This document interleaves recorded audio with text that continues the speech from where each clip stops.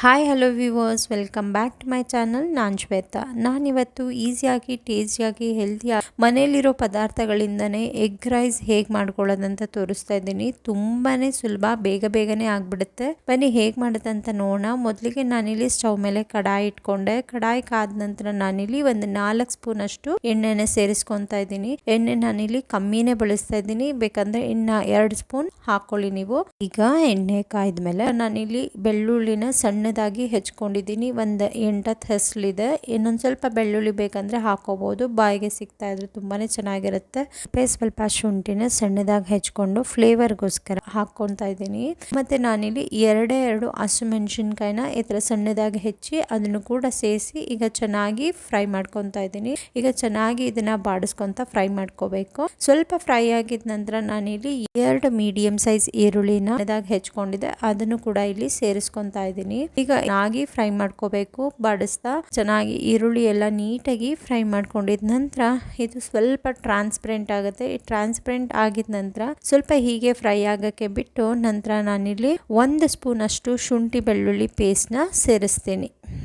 ಬೆಳ್ಳುಳ್ಳಿ ಪೇಸ್ಟ್ ಸೇರಿಸಿದ ನಂತರ ಇದು ಹಸಿ ಸ್ಮೆಲ್ ಹೋಗೋವರೆಗೂ ಚೆನ್ನಾಗಿ ಫ್ರೈ ಮಾಡ್ಕೋಬೇಕು. ಹಸಿ ಸ್ಮೆಲ್ ಹೋದ್ಮೇಲೆ ಒಂದು ಒಳ್ಳೆ ಫ್ಲೇವರ್ ಬರುತ್ತೆ ಶುಂಠಿ ಬೆಳ್ಳುಳ್ಳಿ ಪೇಸ್ಟ್ದು. ಅದಾಗಿದ ನಂತರ ಇದು ಫ್ರೈ ಆಗಿದೆ ಅಂತ ಒಂದು ಒಳ್ಳೆ ಸ್ಮೆಲ್ ಬರ್ತಾ ಇದೆ. ಇದು ಇವಾಗ ಫ್ರೈ ಆಗಿದೆ. ಇವಾಗ ನಾನು 1 ಮೀಡಿಯಂ ಸೈಜ್ ಟೊಮ್ಯಾಟೋನ ಸಣ್ಣದಾಗಿ ಹೆಚ್ಕೊಂಡಿದ್ದೆ, ಅದನ್ನು ಕೂಡ ಈಗ ಸೇರಿಸ್ಕೊಂತಾ ಇದ್ದೀನಿ. ಟೊಮ್ಯಾಟೋನ ಕೆಲವೊಬ್ರು ಸೇರಿಸಲ್ಲ, ಸೇರಿಸಿದ್ರೆ ತುಂಬಾ ರುಚಿಯಾಗಿರುತ್ತೆ. ನಾನಿಲ್ಲಿ ಟೊಮ್ಯಾಟೋನ ಸೇರಿಸಿ ಇದು ಚೆನ್ನಾಗಿ ಮೆತ್ತಗಾಗೋವರೆಗೂ ಫ್ರೈ ಮಾಡ್ಕೋಬೇಕು. ಟೊಮ್ಯಾಟೊ ಸ್ವಲ್ಪ ಫ್ರೈ ಆಗಿದ ನಂತರ ಎಣ್ಣೆ ಎಲ್ಲ ಬಿಡುತ್ತೆ. ಬಿಟ್ಟಾಗಿದ ನಂತರ ನಾನಿಲ್ಲಿ 1/4 ಸ್ಪೂನ್ ಅಷ್ಟು ಚಿಲ್ಲಿ ಪೌಡರ್, 1/4 ಸ್ಪೂನ್ ಅರಿಶಿನ, ಅರ್ಧ ಸ್ಪೂನ್ ಧನಿಯಾ ಪೌಡರ್, 1/4 ಸ್ಪೂನ್ ಜೀರಾ ಪೌಡರ್ ಮತ್ತೆ 1 ಸ್ಪೂನ್ ಅಷ್ಟು ಪೆಪ್ಪರ್ ಪೌಡರ್ನ ಸೇರಿಸ್ಕೊಂಡೆ. 1/4 ಸ್ಪೂನ್ ಉಪ್ಪು ಸೇರಿಸಿದ್ದೀನಿ. ನಂತರ ಉಪ್ಪನ್ನ ನಾವು ರುಚಿ ನೋಡಿ ಮತ್ತೆ ಸೇರಿಸ್ಕೋಬಹುದು. ಸ್ಟವ್ ನ ಸಿಮ್ಮಲ್ಲಿ ಇಟ್ಕೊಂಡು ಇಷ್ಟು ಚೆನ್ನಾಗಿ ಫ್ರೈ ಮಾಡ್ಕೊಳ್ಳೋಣ. ಮಸಾಲ ಫ್ರೈ ಮಾಡ್ಬೇಕಾದ್ರೆ ಸಿಮ್ಮಲ್ಲಿ ಇಟ್ಕೊಂಡ್ರೆ ಒಳ್ಳೇದು, ಇಲ್ಲ ಅಂದ್ರೆ ಮಸಾಲೆಗಳೆಲ್ಲ ತಳ ಹಿಡಿದು ಬಿಡುತ್ತೆ. ತಳ ಹಿಡಿದು ಬಿಟ್ರೆ ರುಚಿ ಹೋಯ್ತು ಅಂತ. ಈ ರೀತಿ ಮಸಾಲೆನ ಎಣ್ಣೆ ಬಿಡೋವರೆಗೂ ಚೆನ್ನಾಗಿ ಫ್ರೈ ಮಾಡ್ಕೋಬೇಕು. ಈ ತರ ಇನ್ನೂ ಹೆಚ್ಚು ರೆಸಿಪೀಸ್ಗೆ ನನ್ನ ಚಾನಲ್ಗೆ ಸಬ್ಸ್ಕ್ರೈಬ್ ಆಗಿ ಪಕ್ಕದಲ್ಲಿರೋ ಬೆಲ್ ಬಟನ್ ಒತ್ತಿ, ಸೊ ದಟ್ ನನ್ನ ವಿಡಿಯೋ ಅಪ್ಲೋಡ್ ಆದ ತಕ್ಷಣ ನೀವು ನೋಡ್ಬೋದು. ಈಗ ಮಸಾಲೆ ಎಲ್ಲ ಫ್ರೈ ಆಗಿ ಎಣ್ಣೆ ಬಿಟ್ಟಿದೆ. ಇವಾಗ ನಾನು ಕ್ಯಾಪ್ಸಿಕಮ್ನ ಈ ರೀತಿ ಉದ್ದದಕ್ಕೆ ಹೆಚ್ಚಿ ಆ್ಯಡ್ ಮಾಡ್ಕೊತಾ ಇದ್ದೀನಿ. ಕ್ಯಾಪ್ಸಿಕಮ್ ಆಪ್ಷನಲ್ಲು, ಇದ್ರೆ ಹಾಕೊಳ್ಳಿ, ಇಲ್ಲ ಅಂದ್ರೆ ಪರವಾಗಿಲ್ಲ, ಬಟ್ ಹಾಕೊಂಡ್ರೆ ತುಂಬಾನೇ ರುಚಿಯಾಗಿರುತ್ತೆ. ನೋಡಿ, ಇವಾಗ ಸ್ಟವ್ನ ಸ್ವಲ್ಪ ಮೀಡಿಯಂ ಮಾಡಿಕೊಂಡು ಕ್ಯಾಪ್ಸಿಕಮ್ನ ಚೆನ್ನಾಗಿ ಹುರ್ಕೋಬೇಕು. ಕ್ಯಾಪ್ಸಿಕಮ್ಮು ತುಂಬಾ ಹುರ್ಕೊಳ್ಳೋದೇನು ಬೇಡ, ಸ್ವಲ್ಪ ಕ್ರಂಚಿ ಆದ್ರೆ ಸಾಕು, ತುಂಬಾ ಬೇಯಿಸ್ಕೊಳ್ಳೋದೇನು ಬೇಡ. ಇವಾಗ ಸ್ವಲ್ಪ ಹೊತ್ತಿಗೆ ಹೀಗೆ ಬಿಟ್ರೆ ಸ್ವಲ್ಪ ಕ್ಯಾಪ್ಸಿಕಮ್ಮು ಕ್ರಂಚಿ ಆಗತ್ತೆ. ಇದಾಗಿದ ನಂತರ ನಾನಿವಾಗ ಈ ತರ ಸ್ವಲ್ಪ ಬಾಡಿಸ್ಕೊಂಡ್ಬಿಟ್ಟು ಮತ್ತೆ ಇವಾಗ ಮಧ್ಯ ಜಾಗ ಮಾಡ್ಕೊಂಡು ನಾನಿವಾಗ ಮೊಟ್ಟೆಗಳನ್ನ ಹಾಕೋತೀನಿ. ಮೊಟ್ಟೆನ ಈ ರೀತಿ ಒಂದೊಂದೇ ಹೊಡ್ಕೊಂಡು ನಾನು ಈ ರೀತಿ ಹಾಕೋತೀನಿ. ನಾನಿಲ್ಲಿ ಒಂದು ಇಬ್ಬರಿಗೆ ಸರ್ವ್ ಮಾಡ್ತಿರೋದ್ರಿಂದ ಒಂದು 4 ಮೊಟ್ಟೆ, 4-5 ಮೊಟ್ಟೆ ಹಾಕೋಬಹುದು. ತುಂಬಾನೇ ಚೆನ್ನಾಗಿರುತ್ತೆ ಮೊಟ್ಟೆ ಹಾಕಿದಷ್ಟು. ನಾನಿಲ್ಲಿ 4 ಮೊಟ್ಟೆ ಹಾಕೊತಾ ಇದ್ದೀನಿ. ಮೊಟ್ಟೆ ಹಾಕಿದ ತಕ್ಷಣ ನೀವು ಮಿಕ್ಸ್ ಮಾಡಕ್ ಹೋಗ್ಬೇಡಿ, ಸ್ವಲ್ಪ ಹೊತ್ತಿಗೆ ಹೀಗೆ ಬಿಡಿ.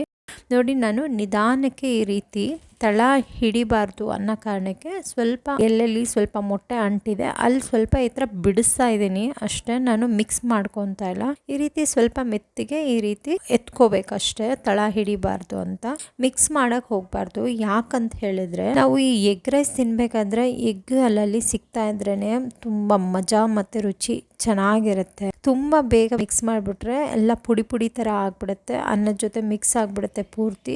ಎಗ್ ರೈಸ್ ತಿಂತಿದ್ದೀವಿ ಅಂತಾನೆ ಅನ್ಸಲ್ಲ, ಅಷ್ಟು ಚೆನ್ನಾಗಿ ಅನ್ಸಲ್ಲ ನನಗೆ. ಒಂದ್ಸತಿ ನೀವು ಕೂಡ ಟ್ರೈ ಮಾಡಿ, ಹೇಗೆ ಬಂತು ಅಂತ ನನಗೆ ಕಮೆಂಟಲ್ಲಿ ತಿಳಿಸಿ. ನೋಡಿ, ಇವಾಗ ಇದನ್ನ 1 ನಿಮಿಷ ಹೀಗೆ ಫ್ರೈ ಆಗಕ್ಕೆ ಬಿಡೋಣ. ಇವಾಗ ನೋಡಿ, ಸ್ವಲ್ಪ ಇದು ಹಸಿನೇ ಇದೆ.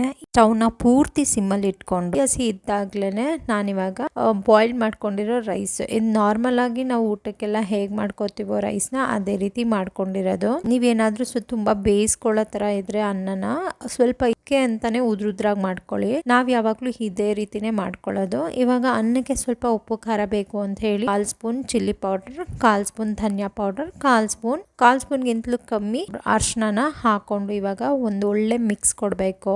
ಇವಾಗ ಮೊಟ್ಟೆ ಮೊಟ್ಟೆ, ಒಗ್ಗರಣೆ, ಅನ್ನ ಎಲ್ಲ ಚೆನ್ನಾಗಿ ಮಿಕ್ಸ್ ಆಗೋ ಥರ ಚೆನ್ನಾಗಿ ನೀಟಾಗಿ ಮಿಕ್ಸ್ ಕೊಡಿ. ನೋಡಿ ಕಲರ್ ಎಷ್ಟು ಚೆನ್ನಾಗಿ ಬರುತ್ತೆ ಅಂದರೆ ಯಾವುದೇ ಸಾಸ್ ಬೆಳೆಸಿಲ್ಲ, ಎಷ್ಟು ಚೆನ್ನಾಗಿದೆ. ಹಾಗೆ ರುಚಿನೂ ಕೂಡ ತುಂಬ ಅದ್ಭುತವಾಗಿರುತ್ತೆ. ನಾನು ಹೆಚ್ಕೊಂಡಿದ್ದಂಥ ಕೊತ್ತಂಬರಿ ಸೊಪ್ಪನ್ನು ಹಾಕಿ ಇವಾಗ ಇದನ್ನು ಕೂಡ ಚೆನ್ನಾಗಿ ಮಿಕ್ಸ್ ಕೊಡ್ತಾ ಇದ್ದೀನಿ. ನೋಡಿ ಎಷ್ಟು ಉದ್ರುದ್ರಾಗ ಎಷ್ಟು ಚೆನ್ನಾಗಾಗಿದೆ.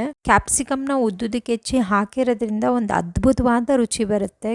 ಸಾಸ್ ಬೇಡ, ಏನು ಬೇಡ, ಅಷ್ಟು ಚೆನ್ನಾಗಿ. ಈಗ ಅನ್ನ ಎಲ್ಲ ಸ್ವಲ್ಪ ಈ ರೀತಿ ಸ್ಪ್ರೆಡ್ ಮಾಡಿ 1 ನಿಮಿಷದವರೆಗೂ ಈ ಥರ ಮುಚ್ಚಿಟ್ಬಿಟ್ರೆ, ನಿಮಿಷದ ನಂತರ ತೆಗೆದು ನೋಡಿದ್ರೆ ಎಗ್ ರೈಸ್ ರೆಡಿ. ಈಗ ಸ್ಟವ್ ಆಫ್ ಮಾಡಿಬಿಡೋಣ. ತುಂಬಾನೇ ರುಚಿ ಇರುತ್ತೆ. ಒಂದ್ಸತಿ ಟ್ರೈ ಮಾಡಿ ಹೇಗೆ ಬಂದು ಅಂತ ಕಮೆಂಟಲ್ಲಿ ತಿಳಿಸಿ. ಆಗ ಇದಕ್ಕೆ ಒಂದು ಮಿಕ್ಸ್ ಕೊಟ್ಬಿಟ್ಟು ಸರ್ವ್ ಮಾಡ್ಕೊಳ್ಳೋಣ ಬನ್ನಿ. ನೋಡಿ ನಾನು ಸರ್ವಿಂಗ್ ಬೌಲ್ಗೆ ಸರ್ವ್ ಮಾಡ್ಕೊತಾ ಇದ್ದೀನಿ. ತುಂಬಾ ರುಚಿಯಾಗಿರುತ್ತೆ. ಒಂದ್ಸತಿ ಟ್ರೈ ಮಾಡಲೇಬೇಕು, ಅಷ್ಟು ಚೆನ್ನಾಗಿದೆ. ಒಂದ್ಸತಿ ನೀವೇ ಟ್ರೈ ಮಾಡಿ, ನಾ ಹೇಳೋದಕ್ಕಿಂತ. ಆಮೇಲೆ ನೀವೇ ಕಮೆಂಟ್ ಮಾಡಿ. ನೋಡಿ ಇವಾಗ ಸರ್ವ್ ಮಾಡ್ಬೇಕಾದ್ರೆ ಈ ರೀತಿ ಸ್ವಲ್ಪ ಈರುಳ್ಳಿನ ಹೆಚ್ಕೊಂಡು ಈ ರೀತಿ ಅದ್ರ ಮೇಲೆ ಹಾಕಿ ಕೊಡಿ. ತುಂಬಾ ರುಚಿ ಇರುತ್ತೆ. ತಿನ್ಬೇಕಾದ್ರೆ ಈರುಳ್ಳಿ ಸಿಗ್ತಾ ಇದ್ರು ಮಜವಾಗಿರುತ್ತೆ. ವಿಡಿಯೋ ಇಷ್ಟ ಆದರೆ ಲೈಕ್ ಮಾಡಿ, ಶೇರ್ ಮಾಡಿ, ಸಬ್ಸ್ಕ್ರೈಬ್ ಮಾಡಿ. Thanks for watching.